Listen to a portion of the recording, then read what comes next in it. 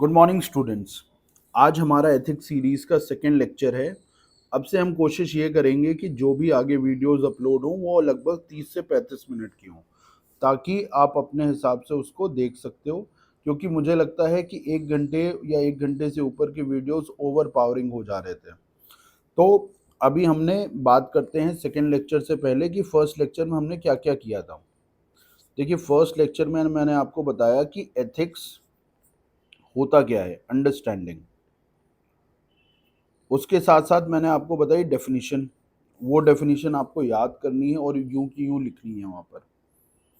फिर मैंने आपको बताया essence, intrinsic quality. Intrinsic quality क्या होती है एथिक्स की। फिर हमने डिस्कस किया था कॉन्सिक्वेंसेस। कॉन्सिक्वेंसेस हमने किस किस हेड्स में डिस्कस किया था? इंडिविजुअल, सोसाइटी, इंटरनेशनल, ऑर्गेनाइजेशन और इकोनॉमी। देखो, ये अगर आपको कॉन्सिक्वेंसेस याद होते हैं तो आप बहुत सी जगह उनका यूज़ करके अपना आंसर कंप्लीट और फिलर्स का काम करते हैं। तो ये सारी चीज़ें आपको हमेशा याद रहनी चाहिए। फिर हमने किया था डिटर्मिनेंट्स। डिटर्मिनेंट्स ऑफ एथिक्स किया था, डायमेंशंस ऑफ एथिक्स किए। उसके साथ साथ मैंने आपको बताया था कि रिलेशनशिप रिलेशनशिप किस किस के बीच में?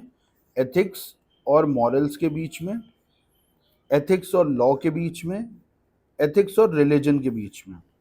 ये तीन रिलेशनशिप भी हमने करी थी पिछले क्लास में। ये तो हो गया हमारा पिछले क्लास का।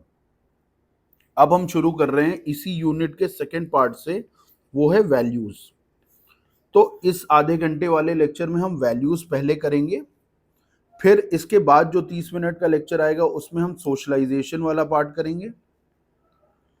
उसके बाद जो 30 मिनट का लेक्चर आएगा उसमें हम टीचिंग्स बाय लीडर्स करेंगे, टीचिंग्स बाय लीडर्स, और हमारा यूनिट 1 कंप्लीट हो जाएगा। तो सेकेंड लेक्चर हम बढ़ते हैं वैल्यूज की तरफ। तो आपको पता होना चाहिए वैल्यूज होता क्या है। देखिए, वैल्यूज काइंड ऑफ बिलीफ हैं, कोर बिलीफ्स हैं। कोर बिलीफ हैं जिसके हिसाब से आप प्रेफरेंस तय करते हो अपने एक्शन का। प्रेफरेंस फॉर बिहेवियर या एक्शन। अब देखो, एग्जांपल लेके समझते हैं। अगर आपकी बिलीफ है करेज में, आप करेज को वैल्यू करते हो, तो कहीं ना कहीं आपके एक्शंस भी इस वैल्यू को दर्शाएंगे, यानी बिहेवियर आपका इसी वैल्यू के अकॉर्डिंग होगा। तो हम कह सकते हैं वैल्यूज क्या होती हैं? इन्फ्लुएंस आवर फीलिंग्स,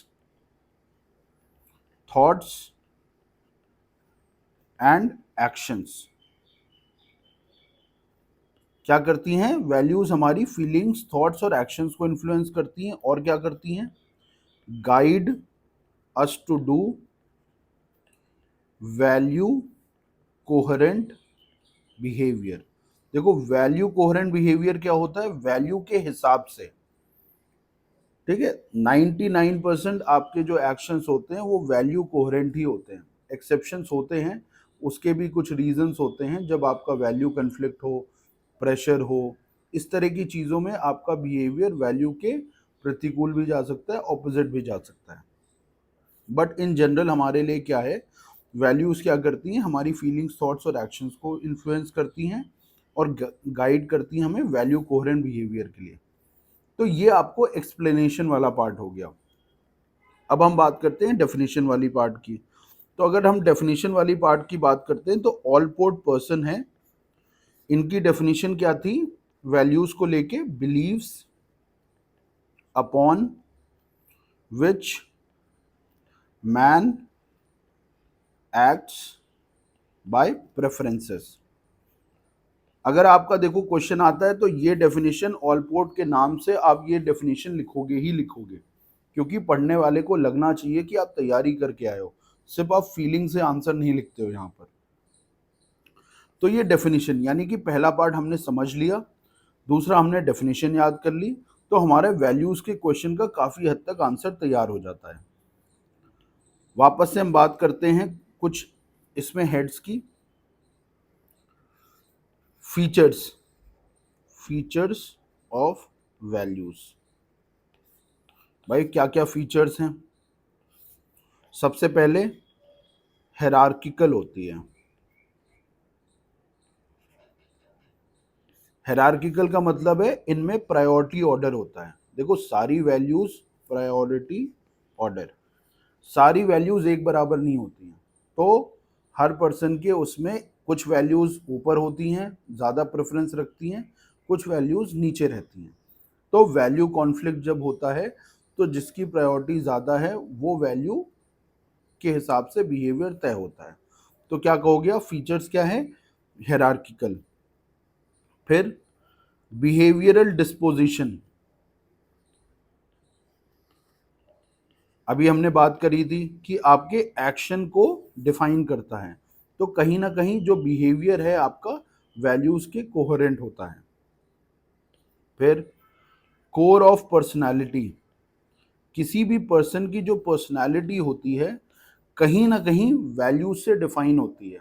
अगर हम बात करते हैं, जैसे अगर किसी पर्सन की वैल्यू इंटीग्रिटी है उस, तो आप मान सकते हो वो एक ईमानदार सिविल सर्वेंट बनेगा, ठीक है, एक ऑनेस्ट सिविल सर्वेंट बनेगा। तो ये पर्सनालिटी कहाँ से डिफाइन हो रही है? ये आपकी वैल्यू से डिफाइन हो रही है। तो हम क्या कह सकते हैं, features of value core of personality define करती है। तो ये कुछ दो तीन पॉइंट है। देखो डायरेक्ट कभी भी आपसे पूछेगा नहीं कि फीचर्स क्या होते हैं, बट ये तीन चार कीवर्ड्स आपको पता होते हैं तो कभी ना कभी किसी एक दो पॉइंट पर आप डिस्कशन चला सकते हो, तो ये सिग्निफिकेंस का भी काम कर देते हैं आपका। तो आपके दिमाग में है तो आंसर, अगर आपको थोड़ी जगह बच रही है और आपको समझ नहीं आ रहा है क्या लिखें, तो आप ऐसी चीज़ें भी, ऐसा डिस्कशन भी अपने आंसर में चला सकते हो। देखो ये जो सीरीज है ना, सिर्फ आंसर्स कैसे लिखने होते हैं मेंस में, वही वही कंटेंट पे अपन फोकस कर रहे हैं। ये आपका प्रॉपर फाउंडेशन नहीं है, कोर्स नहीं है कि भाई आप एथिक्स सीख रहे हो। इसमें क्या है, आपको सिर्फ कीवर्ड्स बताए जा रहे हैं, कैसे कैसे आंसर टैकल किया जाएगा और काम भर की चीजें रिवाइज कराई जा रही हैं। सेकंड डिस्कशन कर लेते हैं हम, सोर्सेस, सोर्सेज ऑफ वैल्यूज। भाई सोर्सेज ऑफ वैल्यूज क्या हो गए, समझते हैं। यानी वैल्यूज आप कहाँ कहाँ से सीखते हो? पहला फैमिली, भाई घर से तो हम सब कुछ सीखते हैं। फिर सोसाइटी, एजुकेशनल इंस्टीट्यूशंस, रिलीजन, देखो रिलीजन भी आपको बहुत वैल्यूज सिखाता है। फिर खुद के लाइफ एक्सपीरियंस, ऑक्यूपेशन, जिस जगह काम कर रहे हो आप, जौन सा काम कर रहे हो, वो भी आपको बहुत कुछ सिखाता है। फिर एक चीज़ और हम ऐड कर देते हैं, कॉन्स्टिट्यूशन, अपना संविधान भी आपको बहुत सी चीज़ें सिखाता है। एग्जाम्पल हम देखते हैं, जैसे संविधान की बात करते हैं, कॉन्स्टिट्यूशन की, तो इसमें आप फंडामेंटल ड्यूटीज़ हैं आपकी, फिर इक्वालिटी है, फ्रेटर्निटी है, तो ये सब आप कहाँ से सीख रहे हो? कहीं ना कहीं आप कॉन्स्टिट्यूशनल आइडियल से सीख रहे हो। फिर ऑक्यूपेशन में है, तो ऑक्यूपेशन में आप टीम वर्क सीखते हो। एजुकेशनल इंस्टीट्यूशंस में आप क्या सीख रहे हो? टेम्परेंस सीख रहे हो। रिलीजन से आप चैरिटी सीख रहे हो। ये एग्जाम्पल हैं, देखो ये सिर्फ ये नहीं है कि सिर्फ यही सीखते हो या चैरिटी आप कहीं और से सीख नहीं सकते। एक एग्जाम्पल है कि रिलीजियस वैल्यूज में चैरिटी को फोकस किया जाता है। फिर आपने देखा लाइफ एक्सपीरियंस से, तो आपने बहुत सारे दुख देखे, दर्द देखा, तो आपके कहीं ना कहीं कंपैशन डेवलप हो जाता है, तो ये भी आप यहाँ से सीखते हो। एग्जाम्पल कुछ बता रहा हूँ मैं आपको, सोसाइटी से आप एल्डर्स की रिस्पेक्ट करना सीखते हो, ये भी तो एक वैल्यू है। फैमिली से पेट्रियोटिज्म सीख सकते हो, भाई आपके घर में इंटीग्रिटी सीखते हो। तो ये सारी जो सोर्सेज ऑफ वैल्यूज है ना, तो आपको ये कीवर्ड्स पता, family, society, educational institution, religion, life experience, occupation और कॉन्स्टिट्यूशन। अगर वैसे डायरेक्ट सवाल आएगा नहीं, अगर आ जाता है तो यही हेड्स आपको लिखने हैं और एक एक एग्जाम्पल, एक एक वैल्यू का एग्जाम्पल देते हुए आप आंसर कंप्लीट कर दोगे। फिर तीसरा इसमें डिस्कशन क्या आता है वैल्यूज में, क्लासिफिकेशन, क्लासिफिकेशन ऑफ वैल्यूज। ये इंपॉर्टेंट है, ये डायरेक्ट आपसे पूछा जा सकता है। तो क्लासिफिकेशन ऑफ वैल्यूज में हम एक हेड से पढ़ते हैं, तो एक आता है यूनिवर्सल एंड कंटेक्चुअल वैल्यूज।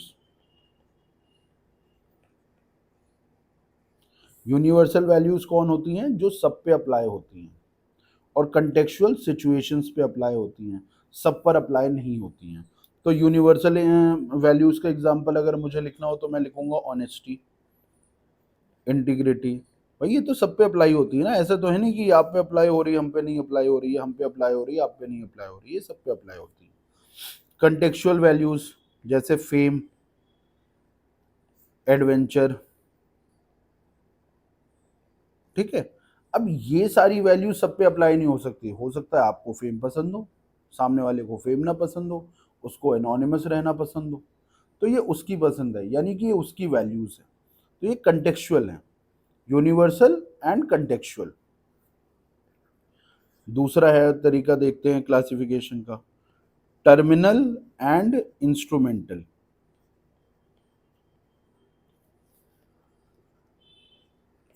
अब टर्मिनल क्या है, जो खुद में एक एंड हो, खुद में एक गोल हो, और इंस्ट्रूमेंटल क्या होता है, वो जो खुद में एक मीन्स हो, यानी वो वैल्यूज जिसको इनकलकेट करना आपका गोल होना चाहिए, वो क्या है, टर्मिनल वैल्यूज हैं। और इंस्ट्रूमेंटल वैल्यूज क्या है, वो वैल्यूज जो आपको दूसरी वैल्यूज को एंगेज करने में या दूसरे गोल्स को पाने में मदद करती है। एग्जाम्पल हम देख लेते हैं टर्मिनल वैल्यू का। आप भी सोचिए, जैसे अभी हमने पीछे डिस्कस किया था इंटीग्रिटी। अब इंटीग्रिटी, आप किसी का रास्ता थोड़ी ना है किसी चीज को पाने का, इंटीग्रिटी खुद में एक गोल है। इंस्ट्रूमेंटल, करेज, करेज के माध्यम से आप बाकी चीजें पाते हो, ठीक है, करेज एक रास्ता है। तो इंस्ट्रूमेंटल वैल्यू का एग्जाम्पल हो गया करेज, टर्मिनल वैल्यू का एग्जाम्पल हो गया इंटीग्रिटी। फिर आता है इंट्रिंसिक एंड एक्सट्रिंसिक। अब देखो इंट्रिंसिक क्या है, इंटरनल, एक्सट्रिंसिक मतलब एक्सटर्नल। अब नाम से ही पता चल रहा है भाई, इंटरनल वैल्यू, एक्सटर्नल वैल्यू, अंदरूनी और बाहर। तो इंटरनल वैल्यू क्या हो सकती है, ट्रुथ, हैप्पीनेस, लव, ये सब इंटरनल वैल्यूज हैं। एक्सटर्नल वैल्यूज कैसे हो सकती हैं, फेम, एडवेंचर,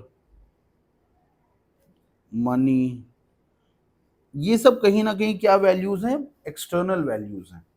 तो अगर आपसे क्लासिफिकेशन ऑफ वैल्यूज सवाल में आता है, तो आपको कुछ नहीं, तीन तरह के क्राइटेरियाज हैं। एक तो हो गया यूनिवर्सल कंटेक्चुअल, फिर टर्मिनल इंस्ट्रूमेंटल, और इंट्रिंसिक और एक्सट्रिंसिक। ये तीन तरह से आपको क्लासिफाई करना है वैल्यूज को, और आप अपना एग्जाम्पल के साथ आंसर कंप्लीट कर देना। चौथा हेड समझते हैं, अगर जो इसमें आ सकता है वो है consequences of it, of values. अब एक बात समझो आप, जो वैल्यूज वाला डिस्कशन है कॉन्सिक्वेंसेज में, वो सेम है एथिक्स वाला। तो जो भी पॉइंट्स आपने आपने एथिक्स में सीखे थे, कॉन्सिक्वेंसेज ऑफ एथिक्स में, वो यूं के यूं आप इसमें भी लिख सकते हो, ठीक है। तो आपको मैं अलग से नहीं करा रहा हूं, वही एथिक्स वाला, ethics discussion can be used here. तो अगर आपसे ये पूछता है ना वैल्यूज के कॉन्सिक्वेंसेस बताओ, तो वही वाला चार्ट जो मैंने आपको बताया था, इंडिविजुअल, सोसाइटी, इंटरनेशनल, ठीक है, ऑर्गेनाइजेशन और इकोनॉमी, जो इनमें बताया था वही आप यहाँ पर भी यूज कर सकते हो जब अगर वैल्यूज का कॉन्सिक्वेंसेस आता है। तो इसमें हमने चार सेक्शंस पढ़ लिए। पहला हमने पढ़ा था कि भाई फीचर्स क्या होते हैं, एट्रीब्यूट्स क्या होते हैं। फिर हमने समझा यहाँ पर सोर्सेज क्या होते हैं। ये दो चीज़ें कम चांसेस है पूछने के चांसेस हैं तो क्लासिफिकेशन और कॉन्सिक्वेंसेस के। तो कॉन्सिक्वेंसेस तो एथिक्स वाला हो गया, और क्लासिफिकेशन मैंने 3 तरीके से आपको क्लासिफाई करके बता दिया। वैल्यूज के साथ एक इनडायरेक्ट चीज आपको पढ़नी चाहिए, जो कई बार आपको डायरेक्टली इनडायरेक्टली पेपर में आती है, वो है वैल्यू एजुकेशन। अभी हमने समझा वैल्यू होता क्या है, कैसे सीखते हैं, ये सब हमने सीख लिया। अब हम बात कर रहे हैं कि सिखाने की। ठीक है, तो सिखाने की जब हम बात कर रहे हैं तो उसके पीछे की थोड़ी हिस्ट्री समझते हैं। नेशनल एजुकेशनल पॉलिसी 1986 जो थी आपकी, उसने भी ये बात कही थी कि भाई आप एकेडमिक करिकुलम के साथ साथ वैल्यू एजुकेशन की भी बात करो। एकेडमिक करिकुलम के साथ आप वैल्यू एजुकेशन पे भी ध्यान दो। इसी के साथ साथ आपका जो एनसीएफ होता है, national curriculum framework for school education, ये भी ये बात कह रहा है कि भाई वैल्यू एजुकेशन जरूरी है। इसने भी इंपॉर्टेंस ऑफ वैल्यू एजुकेशन की बात करी। तो ये एक चीज और हम इसमें ऐड कर सकते हैं, गांधी जी ने भी वैल्यू एजुकेशन को बहुत प्राइमेसी दी थी जब भी वो एजुकेशन की बात करते थे। तो हमने 3 चीजें देखी, नेशनल एजुकेशन पॉलिसी, एनसीएफ और गांधी जी। इन तीनों लोगों ने वैल्यू एजुकेशन को बहुत स्ट्रेस किया था, बहुत इंपॉर्टेंस दी थी। तो अगर कहीं पर भी आपको वैल्यू एजुकेशन पे डायरेक्ट सवाल आता है तो आप इन्हीं से इंट्रोड्यूस कर सकते हो कि देखो नेशनल एजुकेशन पॉलिसी ने भी स्ट्रेस किया था वैल्यू एजुकेशन की, एनसीएफ ने या गांधी जी पे भी शुरू कर सकते हो आप। अब हम देख लेते हैं वैल्यू एजुकेशन होता क्या है। वैल्यू एजुकेशन स्ट्रेसेस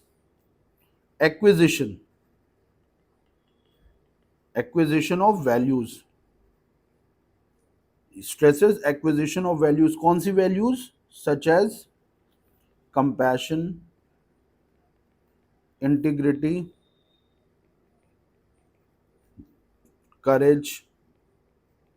जो आपकी अच्छी वैल्यूज होती है ना, उनको सिखाने की बात कर रहा है। ठीक है, तो वो होता है वैल्यू एजुकेशन। इसका फायदा क्या होता है? Helps in nurturing balanced individuals. ये इसका सिग्निफिकेंस है। तो अगर हम बात करते हैं वैल्यू एजुकेशन की, तो भाई आप वैल्यूज सिखा रहे हो अलग से, जो भी अच्छी वैल्यूज हैं उनको सिखाने की बात कर रहे हो। तो ये तो अच्छी बात है भाई, ये तो हमें समझ में आ गया, वैल्यू सिखाना चाहिए। बट सिखाएंगे कैसे? अप्रोच क्या होनी चाहिए सिखाने की? तो अब हम अप्रोच की बात कर लेते हैं। Approach highlighted by Harens and Headstorm. अब वैल्यू एजुकेशन की जो अप्रोच है वो क्या होनी चाहिए, कैसे आप सिखाओगे, तो उसका भी तरीका बताया गया। आप क्या कह रहे हो? इनकलकेशन। इनकलकेशन क्या होता है? इनकलकेशन होता है आपका रिवॉर्ड एंड सैंक्शंस। इसको समझा देता हूं मैं। आप कह रहे हो कि भाई जो भी चीज आपको सिखानी है, तो अगर आपने अच्छी सीखी, यानी कि आपने कहा कि हमें कंपैशन सिखाना है, तो कंपैशन आपने अगर सीखा तो आपको रिवॉर्ड मिलेगा, आपने नहीं सीखा तो आपको पनिशमेंट मिलेगा। तो जो भी आप सिखाना चाहते हो, रिवॉर्ड और पनिशमेंट के मेथड से आप सिखा रहे हो। एक ये तरीका हो गया। दूसरा हो गया मॉरल डेवलपमेंट। मॉरल डेवलपमेंट क्या होता है? आप डिस्कशन करो। आपने क्लास में किया कि डिस्कशन ऑन डिलेमाज, आपने कन्फ्लिक्टिंग सिचुएशंस बताई और आप बच्चों से कह रहे हो डिस्कस करो इसके बारे में, क्या रास्ते करे जा सकते हैं। एक ये तरीका हो गया मॉरल डेवलपमेंट। फिर हम बात करते हैं एनालिसिस की। एनालिसिस क्या होता है? आपने केस स्टडीज बताई। केस स्टडीज क्या है? एक्चुअल और हाइपोथेटिकल सिनेरियो आपने बताए। जैसे आपने भाई हाइपोथेटिकल सिनेरियो बताया कि भाई एक आदमी कार चला के जा रहा था, उसकी ब्रेक फेल हो गई, एक साइड 4 लोग थे, एक साइड एक आदमी था।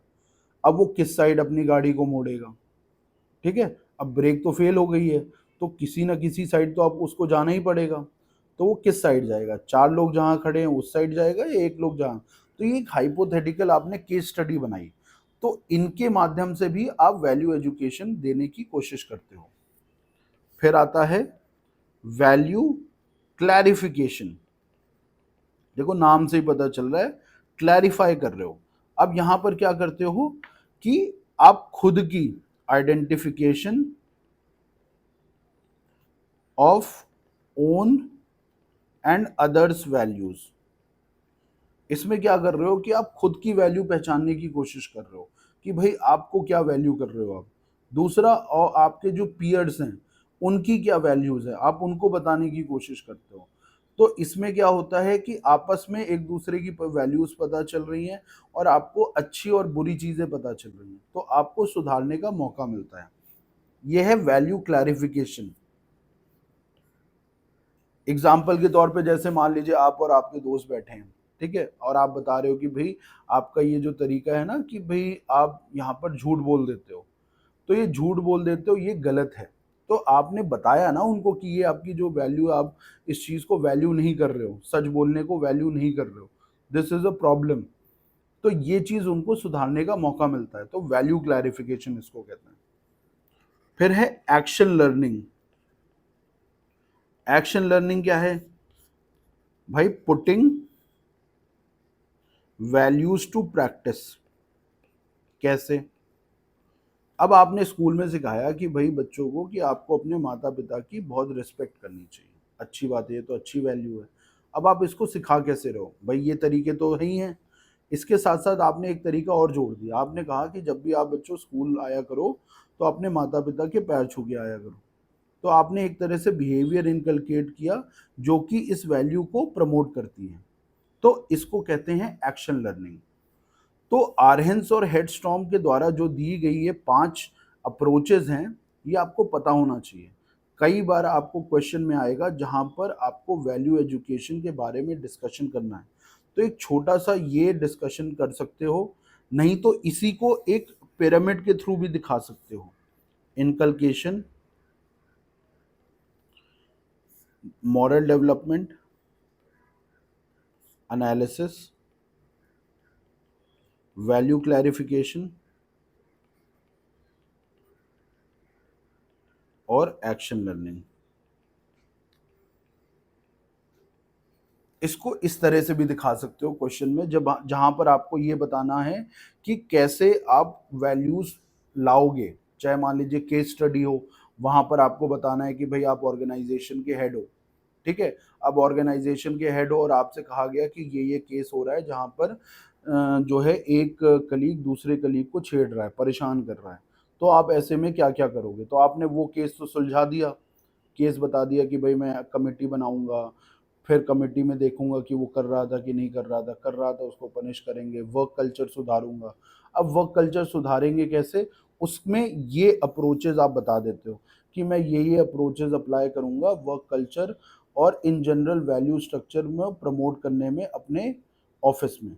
तो ये एक तरह से इनडायरेक्ट यूज आ जाएगा आपका किसी आंसर में, ठीक है। तो this is about value education. तो वैल्यू एजुकेशन देखो मैंने आपको समझा दिया है यहाँ पर। अब आपको एक चीज यहाँ पे पूछना चाहिए, इसका एक और डायग्राम भी अच्छा मैं आपको बता देता हूँ, फिर नेक्स्ट पे जाता हूँ। अब देखो डायग्राम क्या होता है कि कई बार आपको क्या है कि ये डायग्राम अगर आप याद कर लोगे तो बहुत सही रहेगा। वैल्यू एजुकेशन,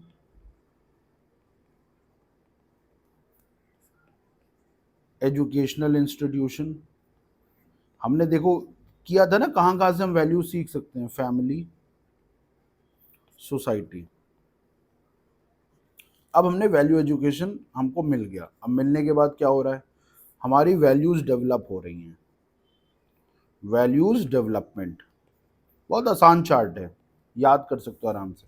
अब वैल्यू डेवलपमेंट हो रहा है तो आप कोई भी 4-5 अच्छी वैल्यूज लिख दो।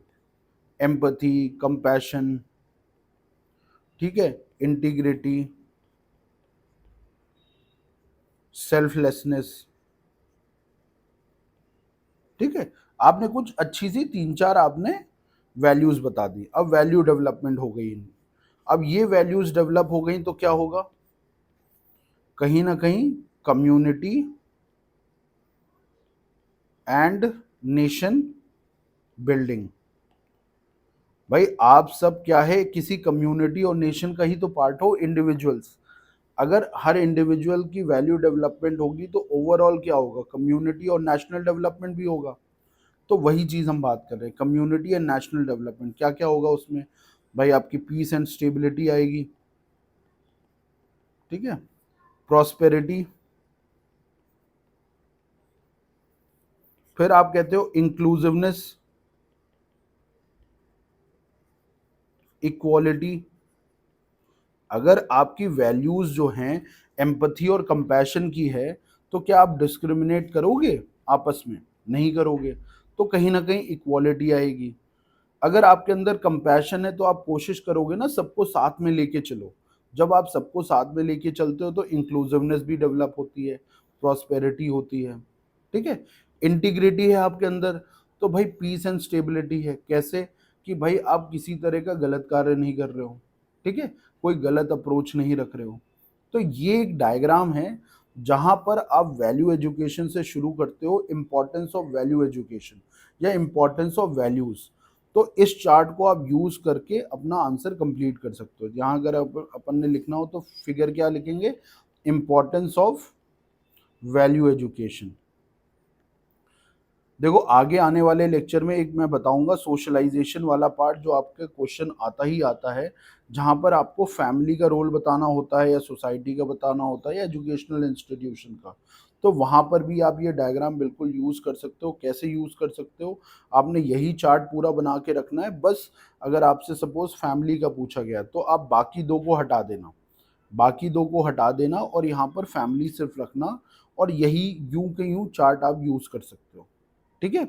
तो ये मैंने आपको देखो इस वाले लेक्चर में आपको वैल्यूज का बेसिक्स बता दिया। अब हम नेक्स्ट लेक्चर, जो अभी मैं नेक्स्ट लेक्चर अभी रिकॉर्ड करके अपलोड करूंगा, उसमें मैं आपको role of family, society and educational institutions in socialization. देखो आपका ये क्वेश्चन आता ही आता है, ये वाला मैं नेक्स्ट लेक्चर में आपको कराऊंगा। आई होप ये सीरीज आपके काम आ रही हो, मैं बहुत शॉर्ट में बता रहा हूँ। And if you are finding this series good, तो आपसे रिक्वेस्ट यही है कि आप इसको इस वीडियो पे कमेंट करिएगा, और जो भी आपको अच्छा लग रहा है या जो भी आपका फीडबैक है, ऑनेस्ट फीडबैक आप दे सकते हो। Will try to work on that. Thank you students.